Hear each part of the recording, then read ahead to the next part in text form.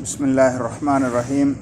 الحمدللہ رب العالمین والصلاة والسلام علی اشرف الانبیاء والمرسلین وبعد اعوذ باللہ من الشیطان الرجیم بسم اللہ الرحمن الرحیم الم تر الی الذی حاج ابراہیم فی ربہ ان آتاہ اللہ الملک اذ قال ابراہیم ربی الذی یحیی ویمیت قال انا احیی وامیت قال ابراہیم فإن اللہ یأتی بالشمس من المشرق فأت بها من المغرب فبہت الذی کفر واللہ لا یہدی القوم الظالمین۔ سورہ بقرہ کی آیت نمبر 258 آج پڑھیں گے۔ پچھلی آیت میں ہم نے پڑھا کہ اللہ ذوالجلال والاکرام ان لوگوں کا دوست ہے جو ایمان لاتے ہیں، اور جن کا اللہ دوست ہوتا ہے وہ ان کو اندھیروں سے نکال کر روشنی کی طرف لے آتا ہے، اور جو لوگ اللہ کے باغیوں کے ساتھ ہوتے ہیں، طاغوت کو اپنا ساتھی بناتے ہیں، تو وہ ہمیشہ ان کو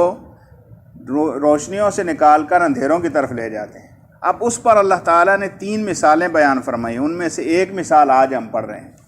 اللہ جل جلالہ ارشاد فرماتے ہیں، اعوذ باللہ من الشیطان الرجیم، الم تر الی الذی حاج ابراہیم فی ربہ، کیا آپ نے دیکھا نہیں وہ شخص جس نے جھگڑا کیا ابراہیم علیہ السلام سے اس کے رب کے بارے میں۔ ابراہیم علیہ السلام کا مسکن آپ جانتے ہیں نا، عراق تھا، بابل شہر میں، عراق کا شہر تھا جہاں پر ابراہیم علیہ السلام پیدا ہوئے، بڑے، اور وہیں سے دعوت توحید کا اعلان کیا۔ اور اس وقت عراق کے مختلف شہروں میں شرک کی تمام صورتیں موجود تھیں، یعنی بت پرستی بھی تھی، ستارہ پرستی بھی تھی، آتش پرستی بھی تھی، اور نفس پرستی بھی تھی۔ ساری چیزیں جو اللہ کے علاوہ پوجی جاتی ہیں دنیا میں، وہ اس وقت عراق میں پائی جاتی تھی۔ ابراہیم علیہ السلام نے اپنے گھر سے ابتدا کی، دعوت دین کی، اور آہستہ آہستہ معاملہ جو ہے وہ جب یہاں تک پہنچا کہ پوری قوم آپ کے خلاف ہو گئی، اور اس کی وجہ یہ تھی کہ آپ نے ابتدا میں تو بت پرستی کا انکار کیا، اور پھر موقع پا کر جو ہے وہ ان کے بتوں کو توڑ دیا۔ تفصیل قرآن مجید میں مختلف مواقع پر ذکر ہوئی ہے، ان کے بتوں کو توڑ دیا، ایک کو چھوڑ دیا، اور پھر جب تفتیش ہوئی تو پتہ چلا کہ وہ تو ابراہیم علیہ السلام جنہوں نے ایسا کیا ہے، تو پکڑ کر لائے گئے۔ تو پھر انہوں نے کہا کہ یہ بت جو کھڑا ہے اس سے پوچھو کس نے توڑا ہے، مجھ سے پوچھ رہے ہو، اس سے پوچھو۔ تو سارے شرمندہ ہوئے اور انہوں نے کہا کہ یہ تو بولتے نہیں ہیں۔ تو کہا کہ پھر ایسے لوگوں کی پوجا کرتے ہو جو بول ہی نہیں سکتے، تمہارا نفع نقصان تمہیں کیا دیں گے؟ تو سب کے سامنے حجت اور دلیل تمام کر دی۔ اور پھر اسی طرح ستارہ پرستی کا معاملہ ہوا، جب قوم جو ہے وہ میلے کے لیے نکلی تو کہا کہ میں بیمار ہوں، اور پھر جب سورج ہوا تو کہا یہ میرا رب ہو سکتا ہے، پھر جب چاند ہوا، سورج ہوا، ستارے، تو ان کے حوالے سے آخر ان کی تردید فرما دی۔ اب آخری معاملہ جو تھا، یعنی ساری قوم کے جتنے بھی معبود تھے ان کا انکار جب ہوتا رہا ابراہیم علیہ السلام سے، تو آخری معاملہ جو ہے وہ اس وقت کے بادشاہ کے سامنے اٹھایا گیا کہ ایسا نوجوان جو تمام لوگوں کو، جتنے بھی عبادت کے ذمہ دار ہیں، ان سے وہ لوگوں کو برگشتہ کرتا ہے اور اس کے خلاف جو ہے وہ آتا ہے۔ تو جب بادشاہ کے سامنے یہ معاملہ آیا، اور یہ تفصیل مختلف تفاسیر میں موجود ہے کہ اس کا نام نمرود تھا۔ اب معاملہ جب وہاں پر پہنچا بادشاہ کے دربار میں، بعض روایات میں آیا ہے کہ انہوں کے والد جو تھے انہوں نے ہی، وہ چونکہ دربار میں بہت اعلیٰ مقام رکھتے تھے، اور جب دیکھا کہ اب معاملہ حد سے بڑھ رہا ہے تو انہوں نے بادشاہ کے سامنے پیش کیا، ہو سکتا ہے اس کی کوئی بات مان جائے یا وہ اس کو قائل کر لیں۔ بہرحال جب معاملہ اس بادشاہ کے سامنے پہنچا تو اس کا تذکرہ اللہ یہاں کرتے ہیں کہ کیسے طاغوت کے ساتھ رہنے والے وہ ان کو روشنیوں سے نکال کر کیسے اندھیرے کی طرف لے جاتے ہیں۔ جو ایسے ہوتے ہیں وہ جہاں بھی جاتے ہیں اور روشنی پھیلاتے ہیں، وہ لوگوں کو حق بات بتائیں گے، وہ لوگوں کو ایک اللہ کے ساتھ جوڑیں گے۔ وہ لوگوں کی خیرخواہی کا سوچیں گے، وہ لوگوں کے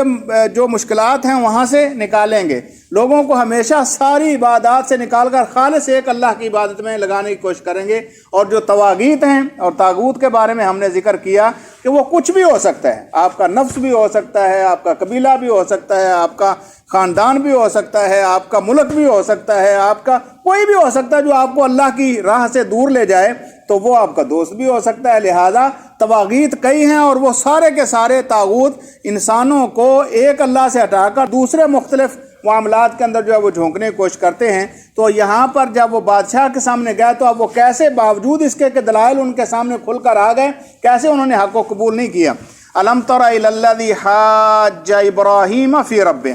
کیا آپ نے نہیں دیکھا کہ وہ شخص جس نے ابراہیم علیہ السلام کے بارے میں ان کے رب کے حوالے سے جھگڑا کیا، یعنی وہاں معاملہ جو کیس کھڑا ہوا بادشاہ کے سامنے وہ اس بات پر تھا کہ تیرا پھر رب ہے کون؟ اگر تم، کیونکہ اس کا بھی دعویٰ تھا ربوبیت کا، اور بھی دنیا کے اندر وہاں جو بت پرستی ہو رہی تھی یا باقی چیزوں کو رب مانا جا رہا تھا، اگر ان میں سے کوئی بھی رب نہیں ہے تو پھر تیرا رب کون ہے؟ تو ابراہیم علیہ السلام نے پھر ان کا جواب دیا۔ الم تر الی الذی حاج ابراہیم فی ربہ ان آتاہ اللہ الملک،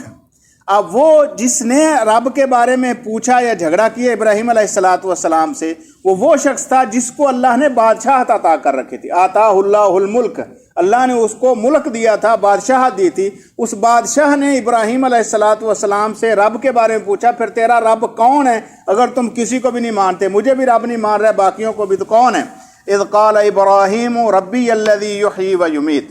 تب ابراہیم علیہ السلام نے کہا کہ میرا رب وہ ہے جو زندگی بھی دیتا ہے، موت بھی دیتا ہے، یعنی چیزوں عدم سے وجود بخشتا ہے، وجود سے عدم میں لے جاتا ہے، تو موت اور زندگی جس کے اختیار میں ہے وہ میرا رب ہے۔ قال انا احیی و امیت، کہا یہ تو پھر میں ہی رب ہوا نا، میں زندہ بھی کرتا ہوں، میں مارتا بھی ہوں۔ اب زندہ مارنے کا معاملہ ابراہیم علیہ السلام کا بڑے واضح سی بات تھی، دلیل تھی کہ ہر چیز کائنات کی جس کا پہلے کوئی وجود نہیں ہوتا اس کو وجود بخشتا ہے، اس کو دنیا میں آپ چلتا پھرتا دیکھتے ہیں اور پھر ایک عرصے کے بعد وہ پھر نہیں ہوتی، اور اس کی بے شمار چیزیں آ جاتی ہیں، صرف انسان ہی نہیں بلکہ حیوان، چرند پرند، اور اسی طرح گھاس بوٹی پودے، ساری چیزوں کا یہ معاملہ ہے کہ کوئی آ رہا ہے کوئی جا رہا ہے۔ تو اللہ وہ ہے جو ان ساری کائنات کے معاملات کو زندگی بھی بخشتا ہے، موت بھی دیتا ہے۔ وہ کہتا ہے میں بھی زندگی بخشتا ہوں، میں بھی موت دیتا ہوں۔ قال انا احیی و امیت، یہ زندگی موت تو میرے بھی اختیار میں ہے۔ مفسرین نے یہ لکھا ہے، اگرچہ نبی مکرم صلی اللہ علیہ وسلم سے صحیح ثابت نہیں ہے، لیکن بنو اسرائیلی روایات میں یہ بات آتی ہے کہ اس نے دو بندے بلوائے، ایک بالکل بے گناہ اور ایک جو ہے وہ قاتل، یا جس کا جو ہے وہ سر قلم ہونے والا تھا۔ جو بے گناہ تھا اس نے ایک آرڈر کیا اور کہا کہ اس کی گردن مار دی جائے، مار دی گئی، اور جو قاتل تھا جس کو جو ہے وہ یقینی طور پر موت دینی تھی اس کو چھوڑ دیا، کہا میں زندگی دیتا ہوں، موت دیتا ہوں۔ تو یہ کون سی بڑی بات ہوئی؟ تو ابراہیم علیہ السلام نے اسی بات کو پھر آگے دوسرے انداز میں دہرایا اور فرمایا قال ابراہیم فإن اللہ یأتی بالشمس من المشرق، ابراہیم علیہ السلام نے کہا وہ اللہ جس کو میں اپنا رب مانتا ہوں وہ پھر سورج کو لے کر آتا ہے مشرق سے۔ فإن اللہ یأتی بالشمس من المشرق، اللہ سورج کو مشرق سے نکالتا ہے۔ فأتی بہا من المغرب، اب تو ذرا مغرب سے نکال کے دکھا۔ اگر تو بھی رب ہے تو کہتا ہے کہ سارا اختیارات میرے پاس بھی ہے جس طرح کا تم دعویٰ کر رہے ہو، تو پھر اللہ تو سورج کو مشرق سے نکالتا ہے، مغرب کے طرف جو ہے وہ لے جاتا ہے، تو اب تم مغرب سے نکال کر ذرا مشرق کی طرف لے کر آؤ۔ فَبُهِتَ الَّذِي كَفَرَ، ششدر رہ گیا وہ کافر، وہ اللہ کا باغی اور سرکش، اس کو کوئی جواب نہیں آیا۔ فَبُهِتَ الَّذِي كَفَرَ، بہت عربی زبان میں کہتے ہیں جب انسان کے پاس کوئی دلیل نہ رہے، کوئی بات کرنے کے قابل نہ رہے، خاموشی اختیار کر لے، فَبُهِتَ الَّذِي كَفَرَ، ششدر رہ گیا کہ یہ کیسے ہو سکتا ہے، یہ تو میرے اختیار میں نہیں ہے، یعنی دنیا کے باقی امور جو بادشاہت کے ہیں وہ تو میں چلا سکتا ہوں، لیکن یہ نظام فلکی اور کائنات کا جو نظام ہے وہ تو میرے اختیار میں نہیں ہے۔ فَبُهِتَ الَّذِي كَفَرَ، تو اب وہ کافر وہ ششدر اور پریشان ہو گیا، لیکن حق کو قبول نہیں کیا۔ اب دیکھیے بہت بڑا ملک کا بادشاہ اور ہر طرح کا اختیار رکھنے والا، اور جب دلائل اس کے سامنے کھل کر آ گئے کہ اللہ ایک ہی ہے، یعنی کائنات کی ایک چھوٹی چھوٹی چیزوں میں آپ مناظرہ مجادلہ کر سکتے ہیں، لیکن اگر پوری کائنات کے اوپر اگر غور کریں گے تو وہ سوائے ایک کے کوئی اور نہیں ہے جو اس کو چلانے والا ہو۔ تو لہٰذا جب دلیل بالکل کھل کر سامنے آ گئی تو وہ اپنی بات سے ہٹا نہیں، وہ اس نے حق کو قبول نہیں کیا۔ تو جب بھی انسان اپنے اس کے تابع یا کسی بھی اور طاغوت کے تابع ہو جاتا ہے، پھر حق بات آ جائے تو اس کو قبول نہیں کرتا۔ یہی بات اللہ نے پچھلی آیت میں ذکر کی کہ مومن جو ہوتے ہیں، جو اللہ کے اطاعت گزار ہوتے ہیں، ان کے پاس جب اللہ کی طرف سے کوئی دلیل آتی ہے تو اس کو قبول کرتے ہیں، دل و جان سے اس کو مان لیتے ہیں، اور اگر غلطی پر ہوں تو اپنی غلطی چھوڑ دیتے ہیں۔ اللہ ان کو اندھیروں سے نکال کر روشنی کی طرف لے آتا ہے۔ اور جو اللہ کے باغی ہوں، کفر پر ہوں، اور وہ ان کے پاس کوئی بھی آپ دلیل لے کر چلے جائیں، وہ کہیں گے یا تو ہمارے باپ دادا ایسے تھے، اب تم نئے جو ہے وہ باتیں لے کر آ گئے ہو، جیسے کہ سم انبیاء کے ساتھ ہوا، یا جی یہ جو ہے وہ کسی اور انداز میں، جیسے موسیٰ علیہ السلام نے دلائل اور براہین رکھ دیے جو ہے فرعون کے سامنے، لیکن مانا نہیں۔ تو اب جو بھی اللہ کے سامنے طاغوت کا معاملہ کرے گا تو پھر اللہ اس کو اندھیروں میں چھوڑ دیتے ہیں، اس کو حق نصیب نہیں ہوتا۔ اور اللہ کی سنت یہ ہے واللہ لا یہدی القوم الظالمین، اللہ ظالموں کو کبھی ہدایت نہیں دیتا۔ دنیا کے اندر کوئی ظلم پر مبنی اگر اپنا معاملہ کر لے تو پھر اللہ کی طرف سے ہدایت اس کا مقدر نہیں ہوتی۔ تو یاد رکھیے، ہدایت اس کو ملتی ہے جو اللہ کا مطیع ہونے کے لیے کوشش کرتا ہے، کتنا بھی بڑا ظالم ہو، کتنا بھی بڑا جابر ہو، کتنی بھی اس کے اندر کوتاہیاں ہوں، لیکن جب وہ اللہ کی اطاعت کے لیے راضی ہو جاتا ہے پھر اللہ کی طرف سے اس کو ہدایت مل جاتی ہے۔ اور جو ہدایت کا طالب ہی نہ ہو پھر اللہ بھی ایسے لوگوں کو ہدایت نہیں دیتا۔ حقیقت یہی ہے کہ انسان کو خود محنت کر کے اللہ تعالیٰ کی اطاعت اور اللہ جل جلالہ کی خوشنودی کے لیے جب انسان نکلتا ہے پھر اللہ کی طرف سے ہدایت کے راستے کھل جاتے ہیں۔ اور اگر بندہ باغی ہو اور بغاوت کے اوپر ڈٹا رہے اور پھر کہے کہ ہدایت نہیں ملی تو پھر یہ اللہ تعالیٰ کی سنت نہیں ہے۔ واللہ لا یہدی القوم الظالمین۔ اللہ سے دعا ہے اللہ ذو الجلال والاکرام ہر قسم کے طاغوت سے محفوظ فرمائے، اللہ ہمیں اپنی میں سے محفوظ فرمائے۔ اللہ جل جلالہ اپنی رحمت کے ساتھ، اپنے فضل کے ساتھ ہمیشہ اپنے ایمان کے اوپر باقی رکھے۔ وآخر دعوانا الحمدللہ رب العالمین۔